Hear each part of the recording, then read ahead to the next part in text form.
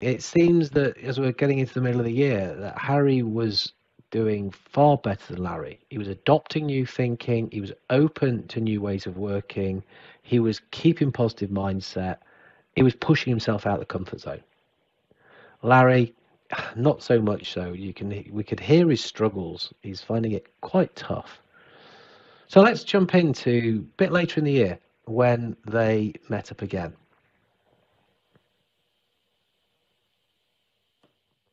Hey mate, how you doing? Honestly? Yeah, honestly. Not so good. Really? Tell me about it. I just all this stuff that's going on. I was waiting till I could get back out and do the stuff that I used to, but I can't see the end. It just lockdowns don't seem to finish. Customers don't want to go back to doing what they want to do. Everything's different. Everything is different. Did you try any of the things that I suggested? I've done a bit of them. Well, okay, I'm going to be quite direct to you, buddy, because I've got your best interest in heart. If you only do a bit, you will only get a bit back. What I've done is really throw myself at it. I have worked hard, but I'm reaping the rewards. I'm talking to people. I'm getting results. Customers are coming to me now. I'm not having to force myself on them. They want to talk. And hey, look, mate, I'm not saying this to rub your nose in it. It's because that's just the fact. I want you to be in the same position. I want to be in the same position. You've got to do the stuff then. Yeah. I'm learning more stuff. You and your learning. Yeah, because it makes a difference. The more that I learn, the better, because I can apply this. I can apply it and I can help my customers with it. That's what I'm finding. Is that the latest lesson? If you want to treat it like that, yeah, it is the latest lesson then. Because it's I've become more and more aware that we are change agents. We are trying to get customers to change. That's what we've always done in sales. We're trying to move people. We're trying to influence them. We're trying to do it for their own good. We're not manipulating, but that's what we do. Yeah, that's fair. And so now, very much, our skills as change agents are absolutely key. That's what we've got to do. Customers are stuck. Customers are stuck. I'm stuck. Yeah, you are, mate. But that's why I'm trying to practice what I preach. And I'm talking to you because I want you to be able to use this stuff to help other people. Oh, I want to help other people. I know you do. So think of yourself as a change agent. Think about you can understand them, their issues, their concerns, and you can help them move through the change curve. Remember the work we did a little bit back where we understood that people deal with change in a different way. And if we can recognize where they are, we can adapt how we work with them so that we're doing what's right. I kind of remember. Well, think about it like this. I know that I see change as an opportunity. I jump on it and I will try and implement things to take advantage of the fact that things are different, and it gives me an opportunity to talk to people and show them new things. However, I know I've got to be careful that when people are being affected by change, they might be in denial, they might be getting quite angry about it, quite frustrated, quite confused, and I can overwhelm them with being too excited, too positive. So I just sometimes have to temper what I do. You should do that with me. I am doing it with you. I've played this right down, mate, but I'm just going to be more direct with you because I know that's what you want. I've known you for a long time, and that if I can give you a cage, a bit of a rattle, you'll come out of this stuff. Yeah, fair enough. I know I can be a bit neggy sometimes. Not normally. I have seen you over the last few months, though, being a bit negative, and I know that it's not you, which is why I want to help you. Yeah, I want to help you just so I'd help my customers.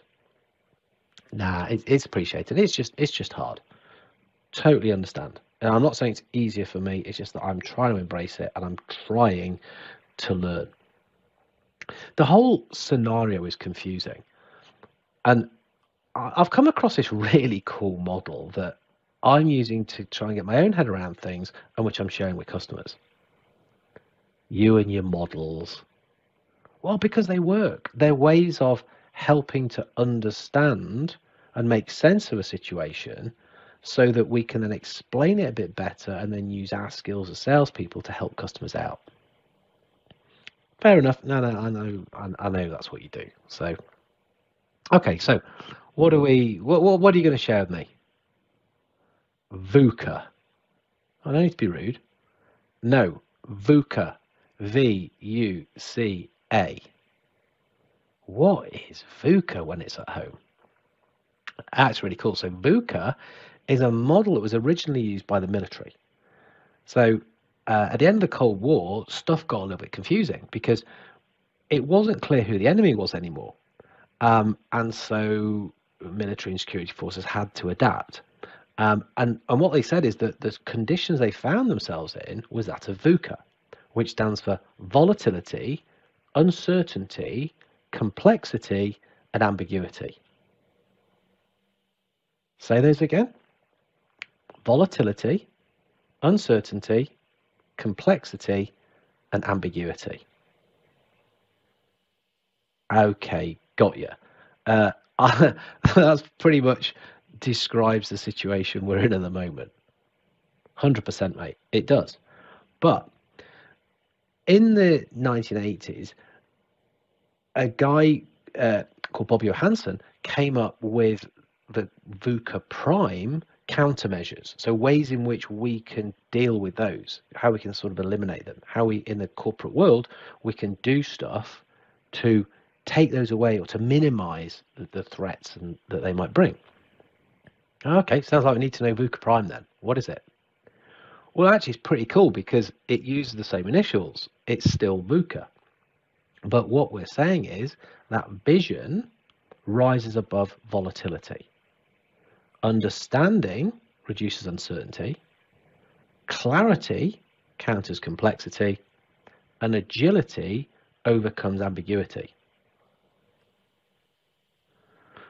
Run those by me again. I think I'm with you. No problem. So, vision rises above volatility. And if you think about it, that's what we want to do with customers anyway. We want to have a joint vision. We want to share what it is we're trying to achieve together.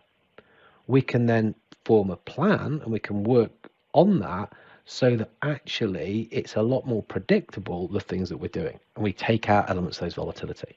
So the better we can help customers understand where they want to be and how we can help them, the better we can work with them to achieve that. We can become more collaborative.